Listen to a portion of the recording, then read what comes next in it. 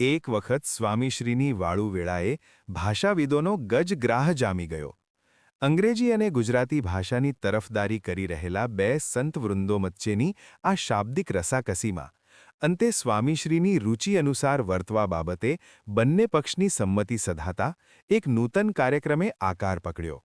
તેમાં સ્વામીશ્રીને પૂછાનાર પ્રશ્નોના ઉત્તર રૂપે 4 વિકલ્પ રજૂ થવાના હતા, પરંતુ સ્વામીશ્રી જવાબ આપે તે પહેલાં તેઓના ઉત્તરનું અનુમાન લગાવી ભોજનખંડમાં બેઠેલા દર્શનાર્થીઓએ જવાબ આપવાનો હતો. સ્વામીશ્રીને પૂછવામાં આવ્યું, સાધુ થયા બાદ આપને સૌથી વધુ તકલીફનો અનુભવ શેમાં થયો હતો? 1. પત્તરમાં જમવું, 2. ધોતિયું પહેરવું, 3. સમૂહજીવન, 4. ઉપવાસ. ત્યારે સ્વામીશ્રીએ વિકલ્પ બહારની જ વિગત જણાવી. એકેયમાં કોઈ જાતની તકલીફ પડી જ નથી. પાતરમાં જમવામાં પણ નહીં, ધોતિયું તો પહેલેથી જ પહેરતા હતા, અને સમૂહ જીવનમાં તો તકલીફ શેની હોય? સમૂહમાં છીએ ને શું થશે એવો વિચાર જ નહોતો આવ્યો, ને ઉપવાસમાં પણ વાંધો નથી આવ્યો. બધું જ ગમતું હતું. સ્વામીશ્રીનું આવું સંઘર્ષમુક્ત સાધુ જીવન જોઈ સંતોએ આગળ પૂછ્યું, આપને વારાની સેવા પસંદ કરવાની હોય તો આપ શું કરો? 1. સાફ સફાઈ, 2. વાસણ ઉટકવા, 3. રસોઈ, 4. સંડાસ બાથરૂમ સાફ કરવા. આ પૂછપરછના પ્રતિભાવ રૂપે પણ સ્વામીશ્રીએ વિકલ્પથી અલગ વાત કરી. શાસ્ત્રીજી મહારાજની જે આજ્ઞા થાય એ અમે પસંદ કરીએ. તેના ઉજાસમાં ત્રીજો પ્રશ્ન પૂછાયો. સંતો પ્રત્યે આપને કેવો ભાવ છે?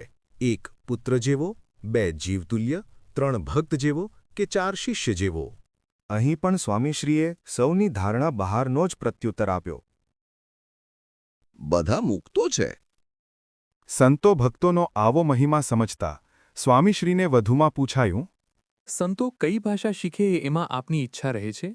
1. ગુજરાતી, 2. અંગ્રેજી, 3. ગુજરાતી અને અંગ્રેજી, 4. અન્ય.